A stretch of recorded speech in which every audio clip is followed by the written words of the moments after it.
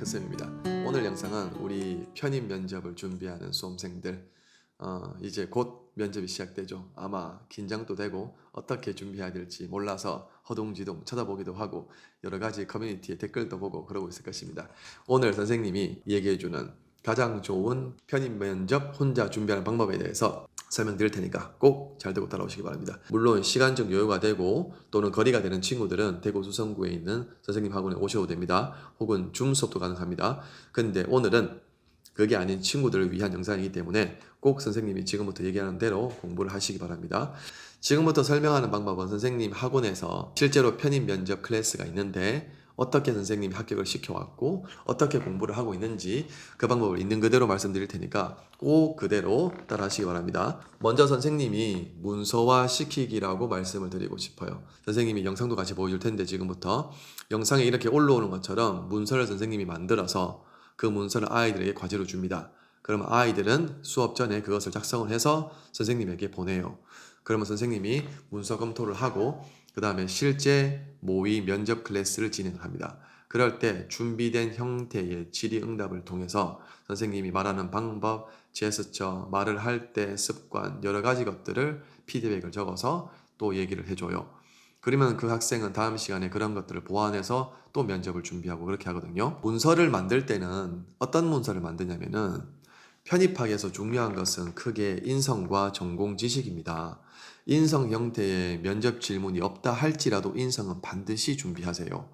왜 그러냐면 선생님이 블로그에서도 여러 번 강조하는데 사람이 사람을 평가하는 것입니다. 그래서 이 사람이 지식이 조금 부족하다 할지라도 교수님이 보시기에 잠재력이 있고 또 학생이 올곧고 또 충분히 열심히 할 것 같다 싶으면 또 좋은 점수를 줘요. 그래서 선생님은 인성 파일을 한 개 만들고 그 다음에 전공 파일 하나 만듭니다. 이렇게 두 개 파일 만드는 것이 가장 기본이고 인성 파일에서는 기본적인 자기소개서, 지원 동기, 학업 계획서를 작성을 합니다. 그리고 추가적인 인성 관련 질문이 있거나 또는 중요할 것 같다 그러면 추가적인 질문도 선생님이 준비를 시킵니다. 그리고 모의 면접 때 그걸 또 진행하겠죠. 전공 파일은요, 각 학교마다 개론서가 있습니다. 그 개론서를 준비를 합니다. 그래서 거기서 목차를 보고 선생님이 범위를 정해주면은 그 범위 내에서 중간고사, 기말고사 학부 시절 때 준비하는 것처럼 정리를 해와요.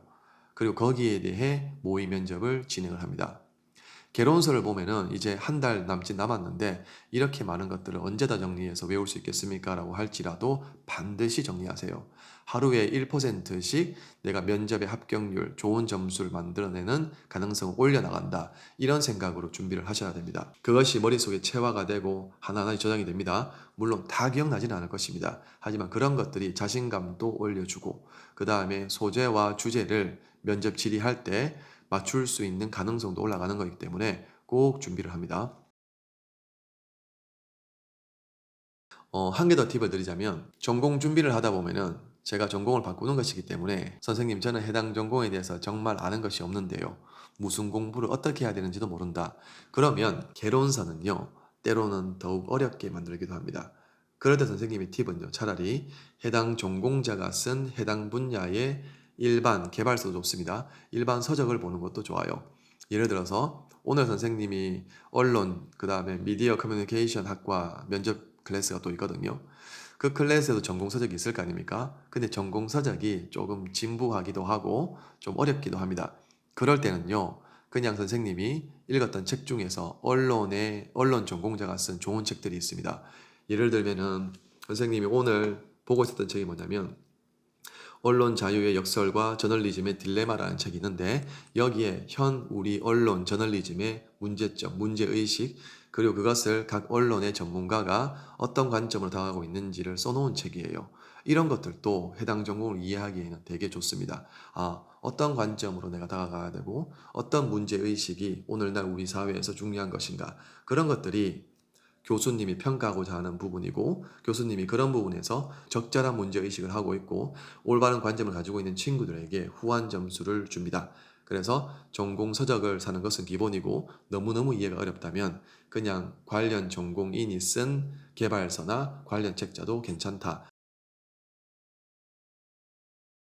그 다음에 또 한 개 팁. 전공서를 살 때는 새 책을 사는 것도 좋지만 그냥 중고나라 당근 이런 데서 중간고사, 기말고사 대비했던 필기 흔적이 많은 것도 좋아요. 왜냐면 나는 그 전공이 아니기 때문에 뭐가 중요한지 잘 모른단 말입니다. 물론 선생님 학원에 오면 선생님이 다 잡아주지만 혼자 하는 친구들은 다른 사람이 중간, 기말을 대비하면서 필기해 놓은 것도 좋습니다. 그래서 그런 중고책을 사서 준비하는 것도 훨씬 더 좋은 팁이 될 수 있으니까 꼭 참고하시기 바랍니다.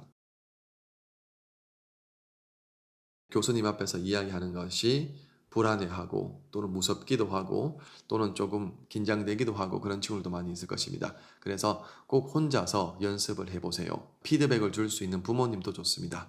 그리고 친구도 좋아요. 본인이 질문지를 작성해 놓고 친구에게 이거 랜덤으로 조금 물어줄래? 그러면 내가 답변해 볼 테니까 그냥 너가 보기에 내가 말하는 거라든지 답변하는 모습이 어떤지 한번 얘기해 줘. 이렇게 얘기하는 것도 괜찮아요.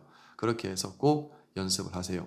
연습을 하는 거하고 그냥 하는 거하고 차이가 되게 많이 납니다. 선생님이 다음 시간에는요, 편입 면접을 할 때 하는 실수들, 그 다음에 학계사 자소서를 제출을 할 때 주로 학생들이 저지르는 실수들에 대해서 말씀을 드릴 테니까 그것도 꼭 참고하시기 바랍니다. 감사합니다. 끝장 편입의 끝쌤이었습니다.